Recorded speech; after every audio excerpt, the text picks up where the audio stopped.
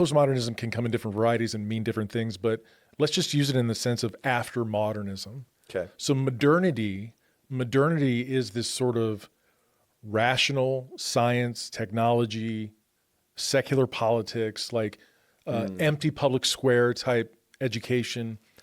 And then this is how we build and form and run a multicultural society, right? Postmodernism is at least the questioning of all of that. So it can become less based on science, more irrational, or less tied to reason and logic and things like that.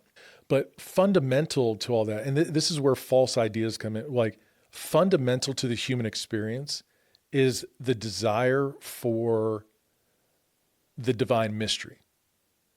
There's, you give everybody, you meet someone's physical needs, and they still have questions about who am I, where did I come from, where do I go when I die, does life have meaning? These big questions, and but not only that, I think the church has done a disservice by intellectualizing the faith, by saying the most important person in the church is the pastor who's merely teaching on a Sunday.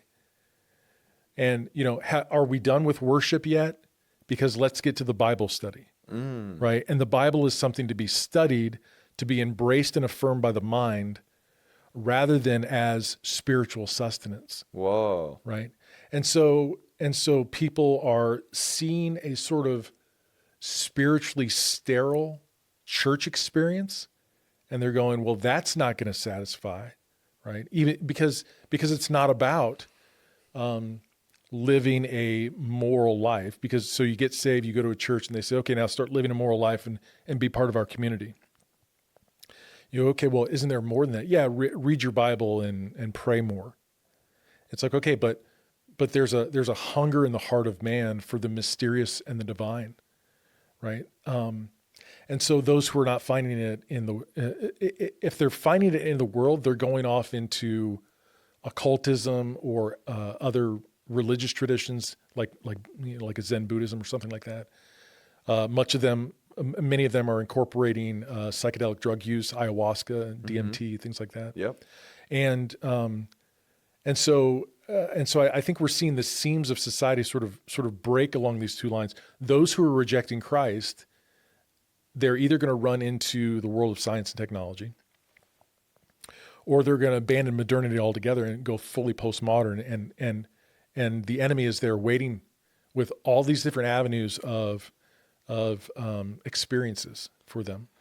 Yeah, I think though too, there's a pattern I'm seeing where people are going down the intellectual route, and it's so dark and unsatisfying that they're basically like, okay, there has to be some sort of spiritual explanation.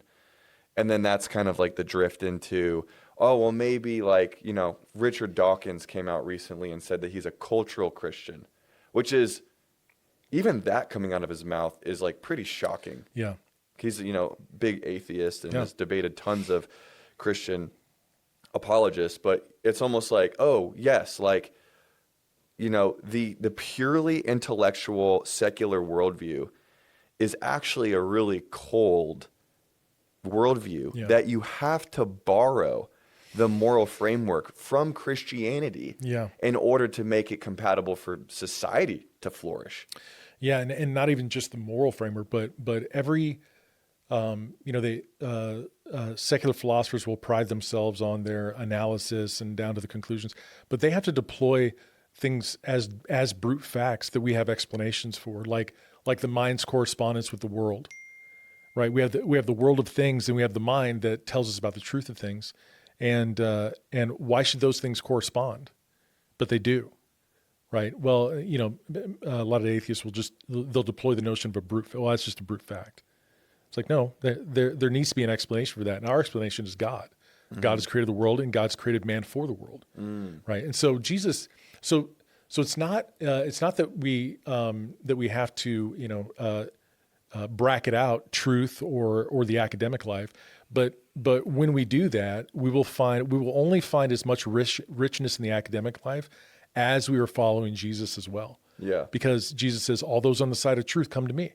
Yeah. Which is why we're all kind of waiting for Joe Rogan to have this. Totally, dude. Yes. Because he's got a bit of a diamond mind. It's multifaceted, it's sharp, and it's sort of hard at times. Yeah. Because when he doesn't want to believe something, he's pretty stubborn. And that may be the MMA in him, coming out. But yeah.